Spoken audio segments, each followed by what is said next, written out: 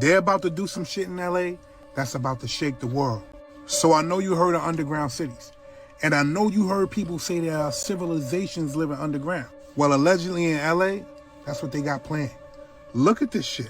So if LA couldn't get any creepier with all the problems with crime and homeless, I ran into this billboard Listen to what she about to on say. this lot. So this is a vacant lot for construction. And it says, live life deeper, 144 stories underground. You may never go outside again. What? That shit just said, you may never go outside again. So now you gotta ask yourself, who are they building these places for? And with all the shit that's going on right now, it's real convenient that they're building a space underground. You have the United States just running to Venezuela. Take their president. And in doing so, this put the world on notice. Almost putting the bullseye on the United States back. And they're talking about building underground cities. An underground apartment complex. Somewhere where you'll never go outside again. My question is, why wouldn't you be able to come outside again? Then I jump down the rabbit hole. And if you do the same thing, then you'll see allegedly people are already living underground. We're gonna stay on topic though. Why are they building these buildings?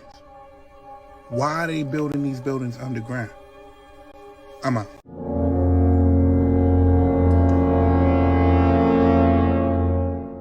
Why did they put a pyramid, an Egyptian pyramid, on the back of an American dollar bill? What does annuit coeptus mean? At novas ordo seclorum, what are the Roman numerals behind on the bottom of the pyramid? Why are there 13 layers going up the pyramid? Why is there an eye inside the triangle? I'm glad you asked.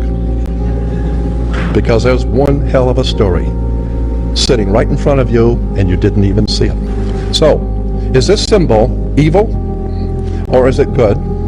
And what does it really mean? The eye in the triangle, the pyramid. And why is it on the dollar bill? We find that the eye in the pyramid is connected to Illuminati. God is enlightenment. So our word Illuminati or illumination. God is illumination. The eye represents illumination. The people who run this world from behind the scenes are many things, but stupid is not one of them.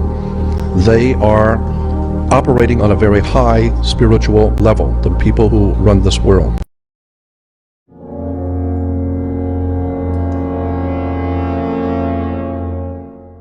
Yo, the glitter conspiracy is a rabbit hole you are not ready for. So I didn't know this, but there's legit only like 2 main manufacturers of glitter in the world, both of which are based in New Jersey, of all places. And yes, I'm talking like regular glitter, the same stuff you use in arts and crafts. One of these companies is like super secret and private, that apparently invented glitter themselves and is very hush-hush about everything. And the other is GlitterX. No one really thought much of it until it came out that we actually have a worldwide shortage of glitter back in 2018. Kind of a weird thing to be short of. So a journalist from the New York Times went in to interview the team at GlitterX to find out. She casually asked if she could tour the factory, and surprisingly, GlitterX told her absolutely not. Like, there was no debate about it. She was strictly not allowed to see how glitter was made, and wasn't even allowed to be in a nearby room to even hear how it's made. So instead, she was just left to interview a manager at the company, and things just kept getting sketchier. She asks the manager if she could tell her what industry serves as her biggest market, and the GlitterX rep instantly, without hesitation, tells her, no, I absolutely cannot tell you. Confused, the journalist asks her if she knows who their biggest customer is, and she replies with,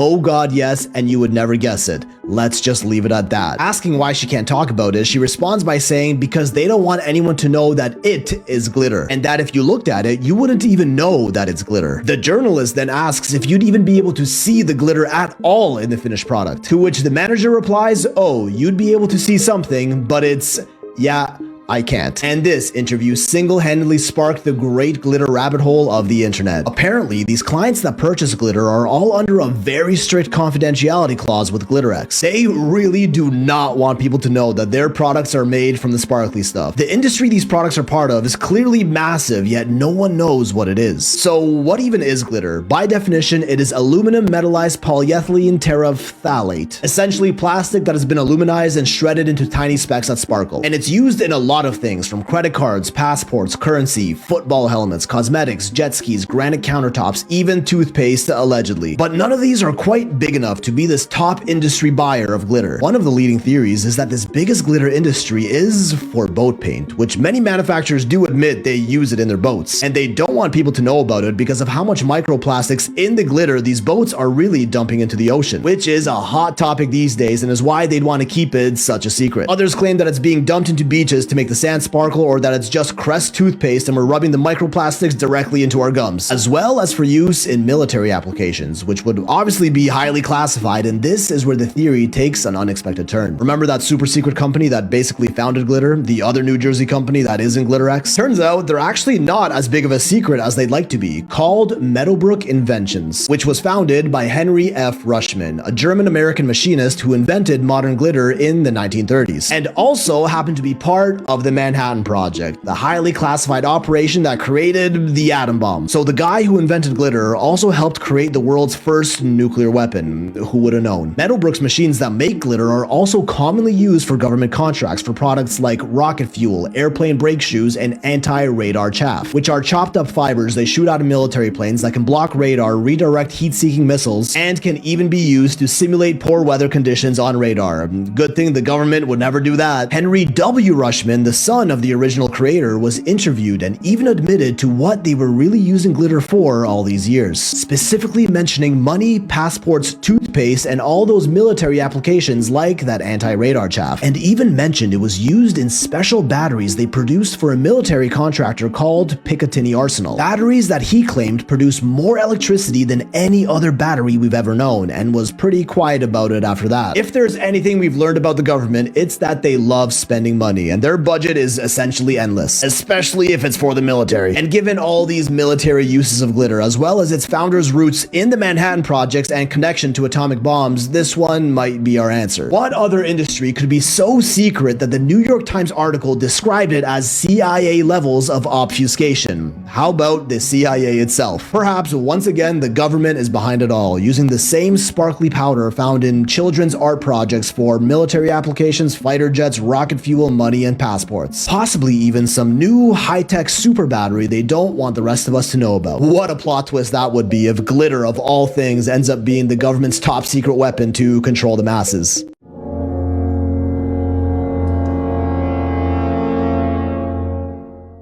There is a totally real conspiracy that's happening right now that not a ton of people are talking about, and it's none of the ones you're thinking. It doesn't really even involve any politicians. It will not cause you emotional distress, and it will probably not even stress you out that much. I just think it's kind of interesting.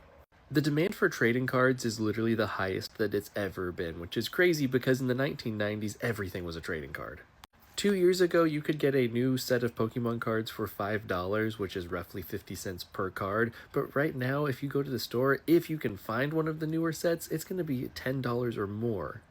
That's $1 per card for these little pieces of printed cardboard.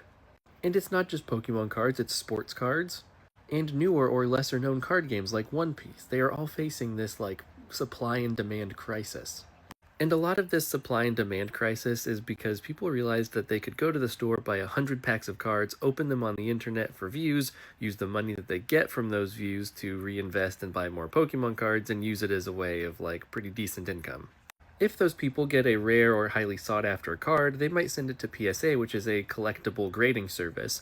They get a score from 1 to 10, they put it in one of these little plastic cases, and then that card is then substantially more valuable.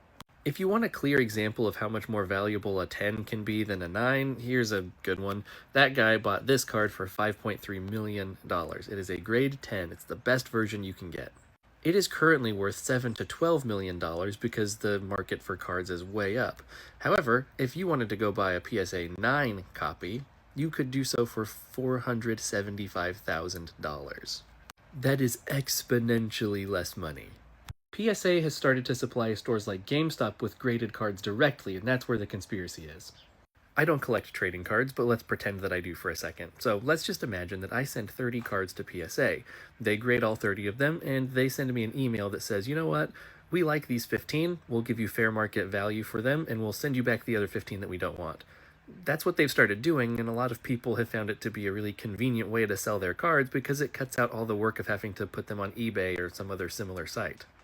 But what if PSA graded my cards at a 9, sent me a fair market value offer for them that I accepted, and then they artificially changed that number to a 10 and sold them for substantially more money?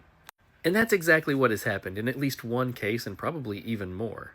One collector has at least gone to social media with the receipts of all their transactions to point out what has happened to them. So they sent in 30 cards to PSA. They were all graded a 9. He took a direct market value offer from PSA, but he got curious because he is a hardcore collector and thought it was strange that they all got graded a 9. So he looked up the serial numbers for all of the cards and realized that PSA had turned around and made them 10s and was selling them for substantially more than he got offered for the cards.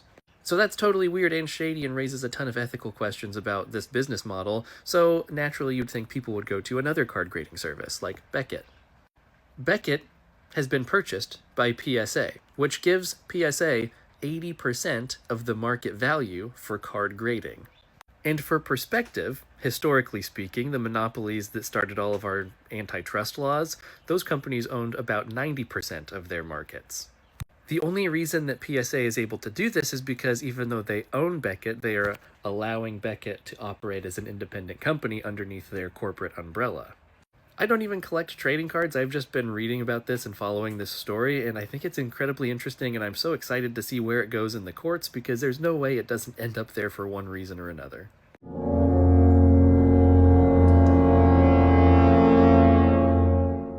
Real truth, you better wake up and find out, has been around you all of your life. You just didn't see it. Example, Abraham Lincoln was elected to Congress in 1846. John Kennedy was elected to Congress 1946. Abe Lincoln was elected president in 1860. John Kennedy was elected president 1960. The names Lincoln and Kennedy both contain 7 letters. Both presidents were particularly concerned with civil rights. Both of the presidents' wives lost children while living in the White House. Both presidents were shot on a Friday in the head. President Lincoln's secretary was named Miss Kennedy. Kennedy's secretary was named Miss Lincoln. Both were assassinated by Southerners. Both were succeeded by Southerners. Andrew Johnson, who succeeded Lincoln, was born in 1808. Lyndon Johnson, who succeeded Kennedy, was born in 1908. John Wilkes Booth, who assassinated Lincoln, was born in 1839. Lee Harvey Oswald, who assassinated Kennedy, in 1939. Both assassins were known by 3 names: John Wilkes Booth, Lee Harvey Oswald. Both names are comprised of 15 letters. President Lincoln was shot in a theater named Ford. Kennedy was shot in a car named Lincoln, made by Ford.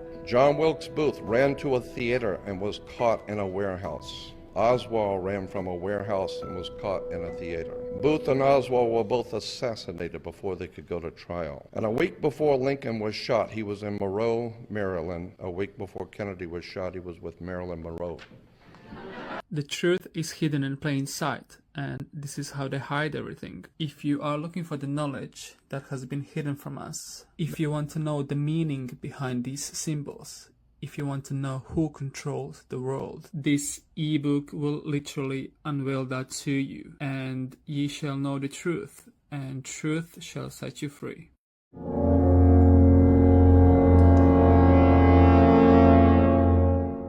Yo, to anyone who's deep in the rabbit hole, bro, buckle up, bro, because this shit is absolutely insane. So, I took some notes here, so I remember what to say. So, in 1893, this guy named Ingersoll Lockwood wrote a 3-part book series, right? The first one is called Travels and Adventures of Little Baron Trump. The second one is called Baron Trump's Marvelous Underground Journey. And the third one is called The Last President, alright? In the first book, Little Baron Trump lives in Trump Castle in Germany. And he finds a manuscript by a man named Don Fum that leads to underground tunnels in Russia that have portals to other dimensions, okay? The first 2 books are just about Baron Trump and his dog, like, exploring all these weird dimensions, right? But this is where it really gets weird, bro. In the third book, The Last President, Don Fum uses these portals to become a controversial president who lives on Fifth Avenue in New York. And he basically ruins the price of gold and is super controversial and ruins everything. His vice president's name is Pence, bro.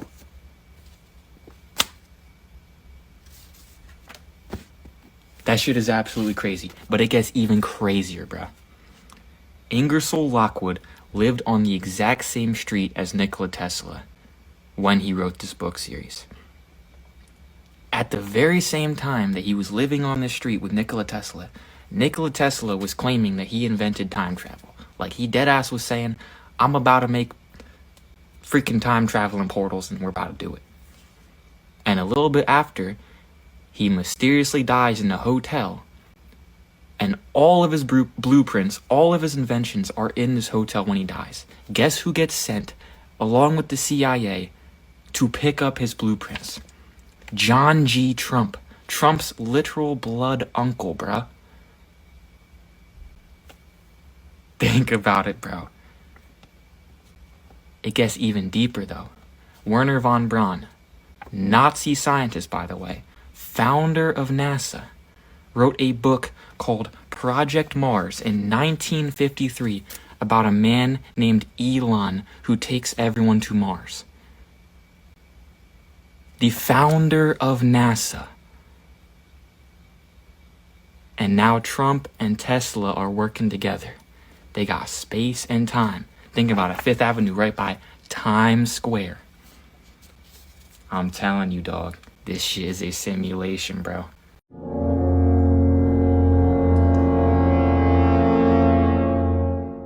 If these headphones look familiar to you, you might have been involved with a program when you were in elementary school called the GATE program. That is Gifted and Talented Education, and this was really popular in the 80s and 90s. Now, when I was in school, I remember getting hearing tests, which is what a lot of other kids supposedly say they were told and they were taken to the GATE program. It involved a lot of matching items like these, like matching shapes, remembering things to see like how good your memory was. And a lot of people said that they also took a drink beforehand and it was pink and it kind of looked like Pepto-Bismol. Here's a sheet from a girl on TikTok who said this was from the GATE program, and she had to kind of decode and figure out what the message was saying. The theory behind the GATE program was that this wasn't to test your hearing or to put you in a special program or see what type of accelerated learning you would do good in, that it was more done by the government to test if you had some type of psychic ability. And a lot of people think this is where the idea for the show Stranger Things came from, the GATE program, which a lot of people remember happening, but also don't remember too much about the specific testing process. I don't remember being in the GATE program. I remember getting a hearing test. If that was what this was, I have no recollection other than a hearing test.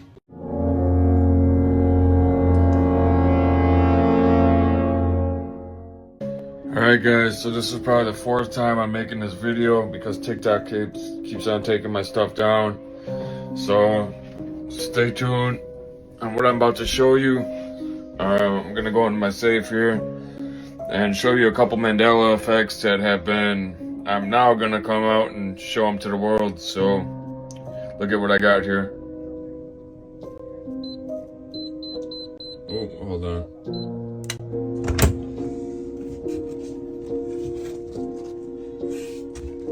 So I got the Berenstain Bears, not Berenstain Bears, Berenstain. It's an actual book.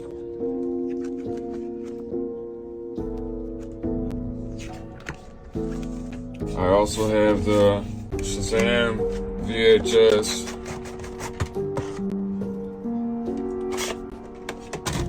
And last but not least, it's paint, by the way. It's not what you guys are all talking shit before. Hold on, let me find the tag on these. You guys can see the cornucopia. See the cornucopia on the Fruit of the Loom tag. So Fruit of the Loom denies ever having a cornucopia on their sweatpants. Yeah, so Fruit of the Loom denies ever having a cornucopia on their sweatpants. The Berenstain Bears are saying it's always been the Berenstain Bears. And there's also saying that the Shazam video never existed. I also have a old jar of Jiffy peanut butter that they're saying it's always been Jif, not Jiffy. I'm proving all the Mandela effects wrong, right? However you want to take it. I'm proving the Mandela theory. So, if you see this video, share it, like, follow, comment. Let me know how you were taught growing up. Because TikTok keeps taking my stuff down. It's not a conspiracy, guys. It's real life shit. So, just keep sharing this video. Share the video. Get it out there to as many people as you can. I had about 100,000 followers before my account was banned before. So, let's get the video out there and prove it to the world. Later.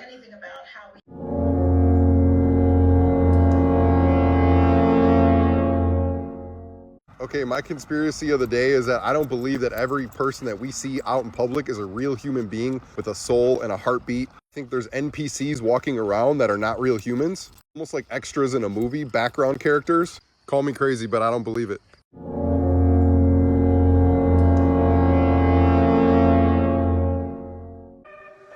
I gotta be careful the way I say this. The Israeli government has a mandate they're gonna try to ethnically cleanse Gaza. I mean, I don't use that term lightly, okay? They're talking about basically removing 2.5 million people. But there are some serious questions here, Patrick. And let me tell you, my pattern recognition over the last 5 years has become pretty sharp. COVID, Maui fires, Epstein. When I see a story and it doesn't click, our guts are usually right.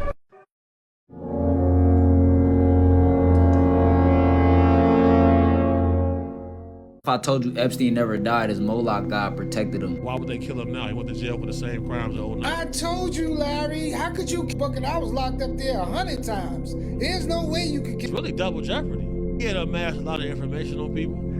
Was he a Mossad? He was definitely groomed by Mossad for sure. Right. And then at the same time, this guy was having some of the most brilliant minds on the planet. Yeah. On his island.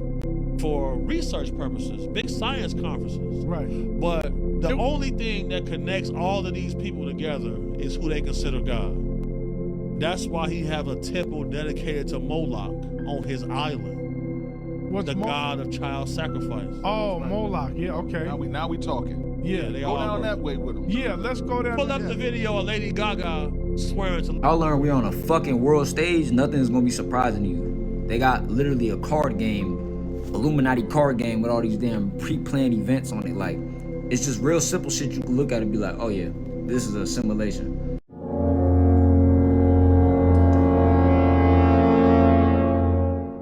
I have a theory that the Mandela effect is used to see how much of history can be altered in front of our eyes. Here's a prime example of one of that. There's this woman on TikTok who was going crazy because she swore the Fruit of the Loom had a cornucopia logo. And to the point that even Fruit of the Loom themselves put a timeline of all their logos and it never had a cornucopia. And this woman went hard. Her therapist told her, yo, you need to chill out. You need to just drop this. So she went through all of her old clothing and lo and behold, she found a shirt with the Fruit of the Loom with the cornucopia logo on it. That shows me like, yo, I think the Mandela effect is an operation that's running around right now to see how much of history can be altered right in front of our eyes without us noticing. And then they gaslight the public and be like, nope, this never happened. Damn, I didn't think about it like that. Yeah, bro. People are thinking about it very little. Like, oh, it's the Berenstain Bears or the Berenstain Bears or Jiffy or Jif's peanut butter. No, it's much larger than that, guys. They're using this to see, oh, if we can get people to forget certain primary things about their childhood, what can we do with history?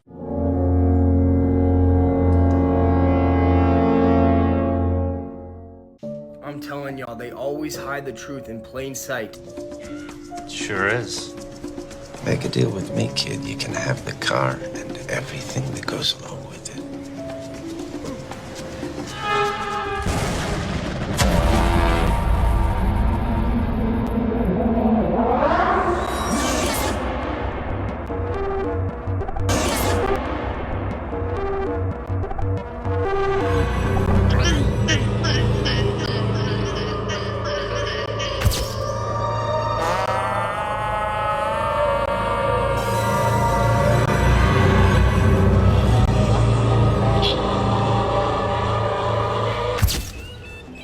So what do you say?